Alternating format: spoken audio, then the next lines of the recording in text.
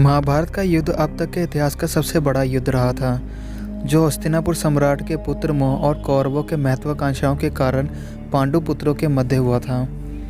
पांडव और कौरव रिश्ते में चचेरे थे। महाभारत का युद्ध पूरे 18 दिन तक चला था, जिसमें बड़े बड़े योद्धाओं ने भाग लिया था, जिन्होंने बड़े बड़े विध्वंसक अस्त्रों का प्रयोग किया था। दोस्तों, आज हम आपको महाभारत के उन महान योद्धाओं के बारे में बताएंगे जो ज्ञान विज्ञान अस्त्र शस्त्रों में इतने पारंगत थे कि इनको सीधे तरीकों से पराजित कर पाना लगभग नामुमकिन था।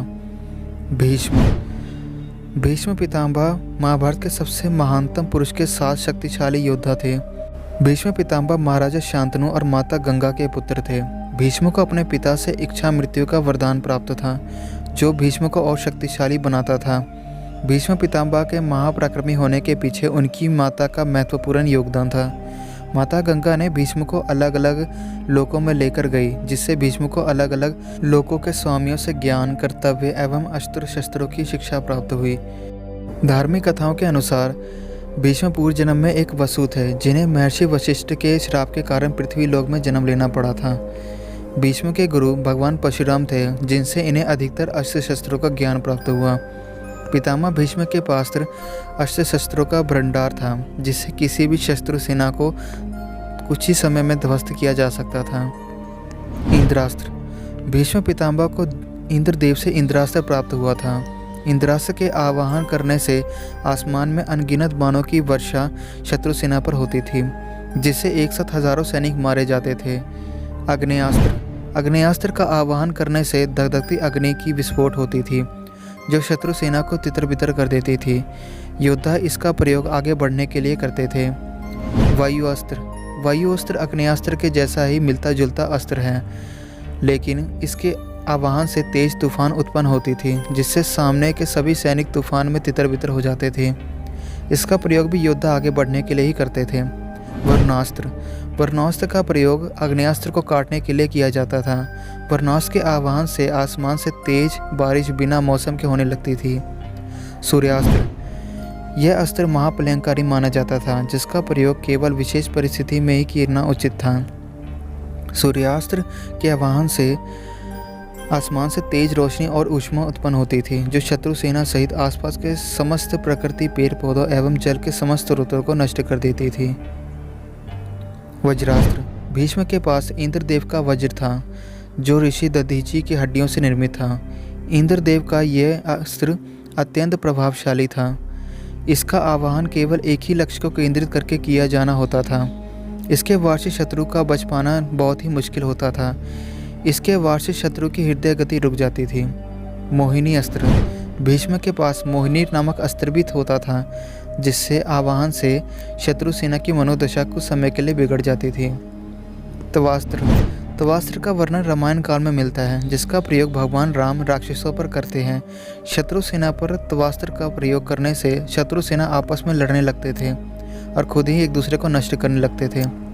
नागास्त्र। नागास्त्र में विषैले नागों का विष समाहित होता है। नागास्त्र के प्रहार से शत्रु मूर्छित हो जाता था और उसकी मृत्यु भी हो जाती थी। नागपाश अस्त्र। नागपाश अस्त्र नागास्त्र से मिलता जुलता अस्त्र था। इसके प्रयोग से अस्त्र नाग के रूप में शत्रु को जकड़ लेता था। नाग के जकड़ से शत्रु का दम घुटने लगता था, जिससे उसकी मृत्यु हो जाती थी। गर्रास्त्र। गर्रास्त्र का प्रयोग मुख्यतः नागपाश और नागास्त्र को काटने के लिए किया जाता था। रुद्रास्त्र। भगवान शिव का महाविनाशकारी अस्त्र रुद्रास्त्र का आह्वान करने से तेज वर्षा और आंधी की भयंकर विस्फोट होती थी, जो हजारों शत्रुओं को पल भर में समाप्त कर देता था। पर्वतास्त्र। भीष्म के पास पर्वतास्त्र नामक विध्वंसक अस्त्र था, जिसके आह्वान से आसमान में अनगिनत पर्वत शत्रु सेना पर गिरने लगते थे। इसके आह्वान से शत्रु का विनाश संभव माना जाता था। ब्रह्मास्त्र। ब्रह्मास्त्र भगवान ब्रह्मा का शक्तिशाली अस्त्र था, जो भगवान ब्रह्मा के एक सिर को प्रदर्शित करता है। इस शस्त्र के प्रहार से शत्रु का बच पाना नामुमकिन था। ब्रह्मशीर अस्त्र। यह अस्त्र ब्रह्मास्त्र समान विध्वंसक होता था, जो भगवान ब्रह्मा के 4 सिर को प्रदर्शित करता है। इस अस्त्र को केवल अति आवश्यक परिस्थिति में चलाया जाना होता था। इस अस्त्र का काट संभव नहीं था। यह अस्त्र महाप्रलय का सूचक था। पितामह भीष्म के पास इस तरह के भयंकर अस्त्रों का ज्ञान भंडार था। परंतु महाभारत में कहीं वर्णन नहीं मिलता कि उन्होंने किसी भयंकर शस्त्र को किसी पर चलाने की कोशिश की हो। अगर भीष्म चाहते तो वे चंद दिनों में पांडवों की सेना को समाप्त कर देते, लेकिन उन्होंने कभी ऐसा नहीं किया। सोचा क्योंकि उन्हें पता था कि धर्म जीत और स्वयं भगवान पांडवों के पक्ष में थे, और ना ही वे चाहते थे कि अधर्म की जीत हो। इसलिए उन्होंने अपने मृत्यु का रहस्य स्वयं ही पांडवों को बता दिया। कर्ण माता कुंती के ज्येष्ठ पुत्र थे, जिसे माता कुंती ने गंगा नदी में बहा दिया था। कर्ण को बहता हुआ पितामह भीष्म के सारथी अधिरथ और उसकी पत्नी राधा देखते हैं और कर्ण को गंगा नदी से निकालकर गोद ले लेते हैं।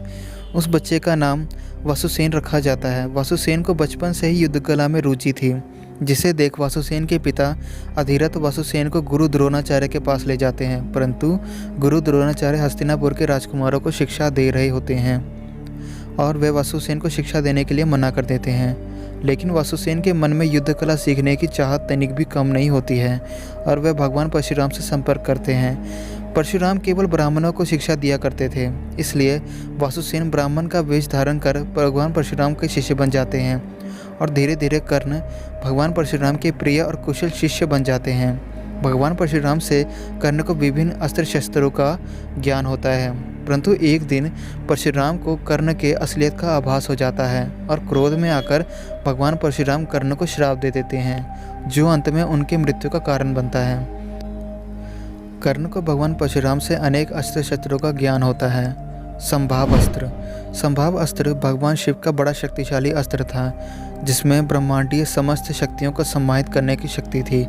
महाभारत के भीषण युद्ध में केवल कर्ण के पास इस अस्त्र का ज्ञान था, जो कर्ण को गुरु परशुराम से प्राप्त हुआ था। संभाव अस्त्र का प्रयोग केवल अन्य शक्तिशाली अस्त्रों को काटने के लिए किया जाता था। संभाव अस्त्र से ब्रह्मांड की किसी भी विध्वंसक शक्ति को काटने की शक्ति थी। ब्रह्मांड अस्त्र भगवान ब्रह्मा का यह महाशक्तिशाली अस्त्र था, जो भगवान ब्रह्मा के 5 सिर को प्रदर्शित करता था। ब्रह्मांड अस्त्र ब्रह्मास्त्र और ब्रह्मक्षेत्र अस्त्र से भी कई गुना अधिक शक्तिशाली था। ब्रह्मांड अस्त्र के आह्वान से बड़े अस्त्र का काट संभव था। भार्गवास्त्र भगवान परशुराम द्वारा कर्ण को प्राप्त महाशक्तिशाली अस्त्र था, जिसके प्रयोग से एक बार में विशाल सेना का सफाया किया जा सकता था। भार्गवास्त्र के आह्वान करने पर आसमान से अनेकों अस्त्रों की वर्षा शत्रु सेना पर होती थी।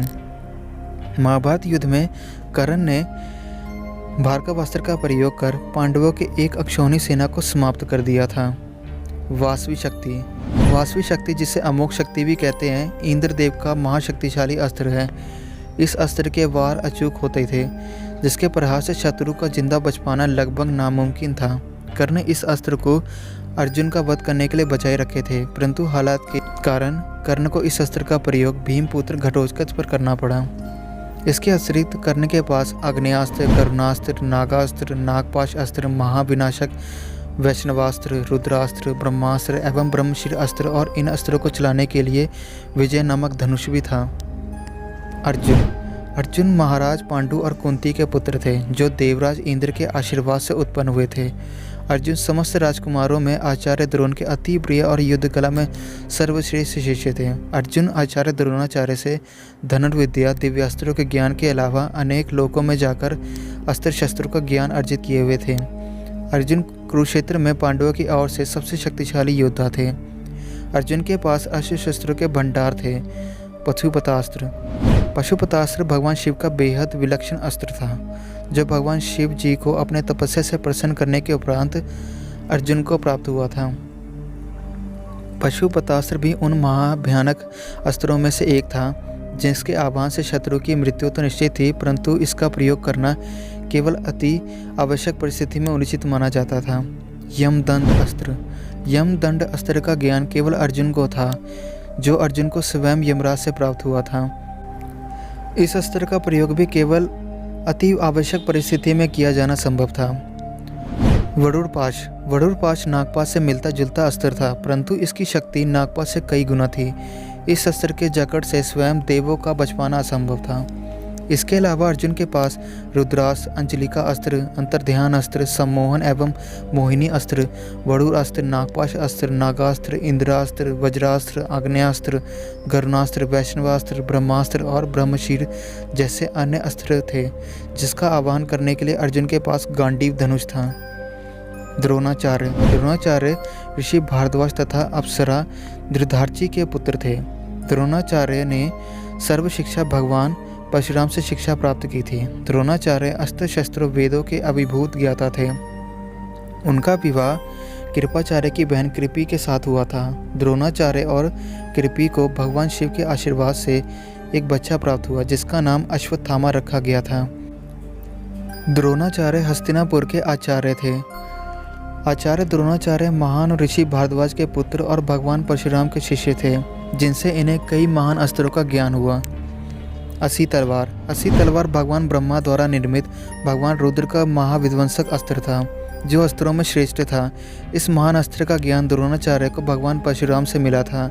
कहा जाता है कि इस अस्त्र का प्रयोग केवल महाशक्तिशाली दैत्यों राक्षसों पर करना उचित माना जाता था। नारायण अस्त्र भगवान नारायण का सर्वविनाशक अस्त्र था। नारायण अस्त्र का केवल 2 ही लक्ष्य होते थे।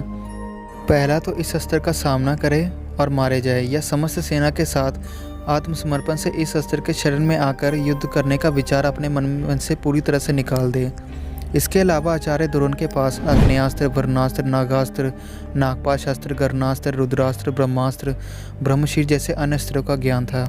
अश्वत्थामा गुरु द्रोणाचार्य एवं माता कृपि के पुत्र थे। माता कृपि को शिवजी की तपस्या के उपरांत पुत्र प्राप्ति का वरदान प्राप्त हुआ, जिसके उपरांत अश्वत्थामा का जन्म हुआ। अश्वत्थामा के कंठ से जन्म के दौरान घोड़े जैसी हिनहिनाने की ध्वनि सुनाई दे रही थी, जिस वजह से बच्चे का नाम अश्वत्थामा रखा गया। अश्वत्थामा के मस्तक पर जन्म से अमूल्य मणि विद्यमान थी, जो अश्वत्थामा को दैत्य, दानव, शस्त्र, व्याधि, देवता, नाग आदि से निर्भय रखता था। अश्वत्थामा गुरु द्रोणाचार्य के प्रिय शिष्य थे, जिनसे अश्वत्थामा को उस समस्त अस्त्र शस्त्रों का ज्ञान था जो इनके पिता को थी। महाभारत में सबसे शक्तिशाली विध्वंसक अस्त्र नारायण अस्त्र एवं ब्रह्मास्त्र का प्रयोग अश्वत्थामा द्वारा किया गया था। अश्वत्थामा के भयंकर अस्त्र थे नारायण अस्त्र, ब्रह्मशीर अस्त्र, ब्रह्मास्त्र, रुद्रास्त्र, वज्रास्त्र, वैव्यास्त्र, नागपाश अस्त्र, नागास्त्र, वरुणास्त्र, आग्नेयास्त्र, पंचजन्यास्त्र जैसे अन्य अस्त्र शस्त्रों का ज्ञान अश्वत्थामा को था। महाभारत के उस विशाल युद्ध में कौरव सेना पांडव सेना से अधिक शक्तिशाली थी। वैसे आमतौर पर अनुमान लगाया जाए तो कौरव सेना के योद्धा चंद दिनों में ही पांडव सेना को ध्वस्त कर सकते थे, परंतु ऐसा नहीं हो सका। इसके 2 तथ्य सामने आते हैं। पहला तो ये कि युद्ध धर्म और अधर्म के बीच हो रहा था, जिसमें पांडव धर्म के पक्ष में थे। दूसरा कि कौरव सेना का युद्ध पांडवों से नहीं अपितु श्री कृष्ण के साथ हो रहा था, जिस वजह से पांडवों की जीत सुनिश्चित थी। तो ये थी हमारी आज की वीडियो। आपको ये वीडियो कैसी लगी हमें कमेंट सेक्शन में ज़रूर बताइए। Thanks for watching.